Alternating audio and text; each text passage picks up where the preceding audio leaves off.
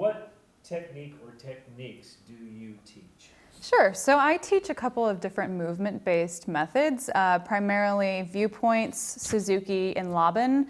For viewpoints, I teach more of an ensemble focus about creating work, teaching actors the difference between impulse and instinct, which I think is pretty interesting, especially if you're a Meisner-trained actor. It's like impulse, impulse, impulse. So kind of moving from there and using that and then stepping into what instinct is. But for acting primarily, I do teach more Laban and Suzuki focused. Especially, I'm really, really interested in Laban work for actors. It's like, hey, so Aaron, what's Laban? I don't understand. And, Yeah. We're in the elevator, so we've only got a little bit of time. So. Quickly, yeah. So I'll just give you a little brief intro. Rudolf Laban was a dancer and choreographer, and he assigned a language vocabulary to all movement, essentially saying that movement can be seen both experimental and expressive and also behavioral. So he would watch and analyze and then created a language using what's called motion factors, qualities, and efforts. So when you're acting, being able to have a tangible grip on this movement vocabulary can offer you a different entrance point. So a lot of acting methods rather have a very psychological approach to acting, right? Very inside out. But there's a somatic relationship between the mind and the body, right? So coming from the outside in, using movement to create an internal experience. So you're allowing yourself as an actor, once you have a grip on this, to shift away from unconscious habit, those habits that we naturally possess, just our daily behavioral mannerisms, right? Like myself right now, using my hands to talk, kind of shaking my head, like this is my natural habit. So using movement, you're able to use that vocabulary to shift away from this into a character, both externally and internally. Wow. I'm just curious, this is probably won't be in the video, but I'm just curious, where did you learn that? I learned it as part of my training at NYU. Okay. We spent a little bit of time on it, but honestly, I started investing more when we were doing 448 Psychosis. There's a whole chunk in there that's all just Laban efforts, like flick, ring, slash. There's that whole projection thing that you saw that was just like going. Those are all Laban efforts. So, but it's interesting because you're able to use those, and that pretty much created the script for us. Like that was what was in the text, and we're like, what does this mean? Using movement to figure out what was actually being said in the script. So that was really interesting. But then actually using those efforts to create the character, like what was the weight of the character? So we all had the same vocabulary, breaking down the script, using efforts instead of actions. So it's really cool. I really like it. Cool. Yeah. I've learned so much today. Why does learning a technique matter? Yeah, absolutely. Technique is so important. Technique offers actors and students and emerging artists a way into the craft. I think it gives students like very clear objectives. If you're just kind of going into acting and you're taking like an intensive, then you take a workshop, and then maybe you take an audition class, and you sort of just get bombarded with all of these tools, right? And excuse this metaphor, and I'm sure it's been used many, many times, but you've got this toolbox, right? And everyone just throws these tools at you, and now you have 6 different hammers, and you kind of know how to use them, and there might be like a screwdriver, but you don't really know what it's for. Right? So technique offers you specific tools that says this is this thing and this is what it's for. Let's see if it works for you. So I think that that's really important for actors to be able to have a clear understanding of what tools they need, understand themselves, and how to use the tools to work with their own instrument. Mm-hmm. How long does one need to study a technique? That's a really great question. I would say, I think it differs per actor, but I think that for a technique to start to become embodied, that is to move away from constantly analyzing it, asking yourself, am I doing this? I don't really know. I think it takes at least a year for you to understand it, and then another year for it to become embodied so that you can let go of it and it just be present. So I would say between 1 and 2 years for that, and then continuing to train in it, that's a whole other question, but I would say 1 and 2, yeah. That is one of my questions. So how should somebody continue to practice, train, etc., for the rest of their career in a technique or different techniques? Yeah, well, I think in one particular technique, it takes some time to figure out, first of all, if it's something that works for you. I have seen, I've been in class with actors that this, Meisner is not right for them at all, and it just tightens them up, stresses them out, and they have no access point, right? So I think over the course of the first year or so, you can kind of understand if it works for you or doesn't. And if it does, then sticking with it, because I think the thing is we scatter so much energy by trying to pick up a million different techniques, right? All those little tools that we sort of understand, sort of don't. But I think the longer you stay with something and really focus on it and dig deep into it, the better you have control of it, the better it sits with you. You can let go of it and use it. So I think you should continue to practice one technique. But also, I think that it is important to add other techniques that might work for different parts of that instrument, right? So if you're constantly working from like a Stanislavski-based psychological approach to acting, right, but you haven't really thought about movement or voice, then maybe adding those techniques to work with that as a supplemental learning would be really, really a smart move. Similarly, if you only take movement, then definitely go pick up start learning Meisner or maybe, Chubbuck or Adler, right? So that's my answer. They never say Strasberg, man. They never say it. I like Strasberg.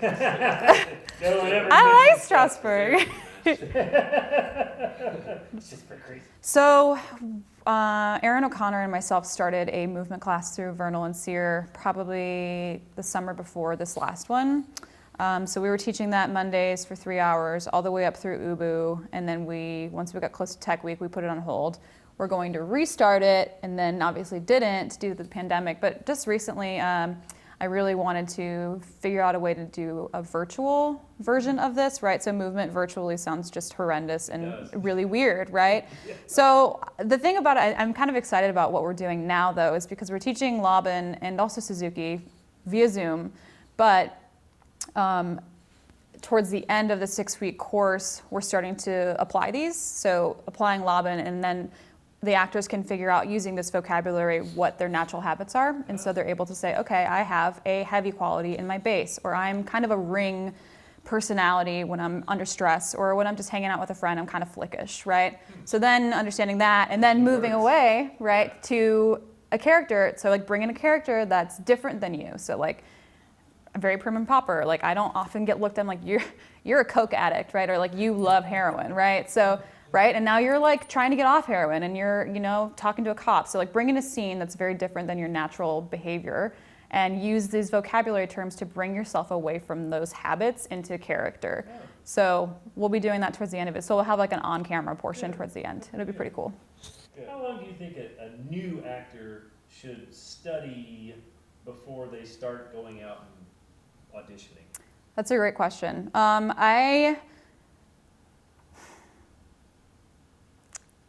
Okay, I'm going to say my honest answer because because we're here. That. Yes. Okay, because I think different responses are saying like you should be auditioning while you're training or whatever. But I think honestly, a new actor should take a year off and spend time training. For a couple of reasons. I think that because, like I said earlier, it takes time for a technique to start to settle in so you can use it and it can actually have an effect on the work you're doing, right? So you're offering good quality work when you're auditioning. Like that's just a pure business aspect point. You don't want to go out there, get in front of these casting directors and just do a terrible job and then never get called in when you're like ready to go, right? So that's for one reason, but also because I think when you're an actor, you really have to ask yourself, why do I want to be an actor? Why do I want to be an artist? And you can take that first year to go ahead and answer those questions for yourself. Start to discover who you are. Learn about yourself as an artist, as an individual, as a human being, right? Take that time. And if everyone's trying to go out the door for the sprint of getting an agent, getting credits, getting famous, getting on social media so you can post like #setlife, like you were doing it for the wrong reasons and you need to slow down, go back to yourself, go back to your instrument. So I think at least a year of training before you start doing any of that, right? Yes. Awesome. Thank Great. you. Is there a benefit to learning more than one technique? In other words, Then really learning. Really learning more than one technique. I think that a lot of the techniques do talk to each other in different ways. So if you're spending 2 years doing Meisner, 2 years doing Strasberg, right? I think that the Strasberg training will supplement the Meisner or vice versa. I think all techniques really will do that when you spend time with them. What I am most interested in is seeing that threefold technique path, right? So that psychological point of view, like acting training, whether that's Strasberg or Meisner or Chubbuck or practical aesthetics or any of the many that exist, but then also choosing a movement method to supplement that and also a voice and speech method. So I think if you're looking for techniques, find 3 that encompass the full instrument of the actor and go full force, deep, deep, deep with them. What do you think will make all actors or just actors in the Atlanta market better actors? Yeah, seems like a pretty basic answer to me, which is training. And I think also extended durational training. Again, I think that Atlanta, because it is such a film-centric market, everyone's just got that, gotta go, gotta get my agent, gotta, I don't know, take a class and then now I'm an actor, right? So it's, for me, I think that that's one of the things that really inhibits the where we are as a market. If you go elsewhere, if you go to New York, you go to London, people are constantly training and they have a full background, a full like completed either conservatories might not be for everyone, but you know, a full long period of class where they spend it with a teacher for years or constantly in class. Again, I think it also goes back to what kind of technique. I don't think a lot of Atlanta actors are looking for that 3-dimensional foundation, like they just are approaching it from psychological only, which can cap what you're capable of doing. It limits your character ability to create character, it limits how long you can be on set before your voice dries up, you know, all of those things. So I think Atlanta actors, I really hope that there's more of a respect and curiosity for actors that are approaching their work through the voice, the body, and the mind. Why do you teach? Dang, that's a good one. Why do I teach? Pay the rent. Because I like the power.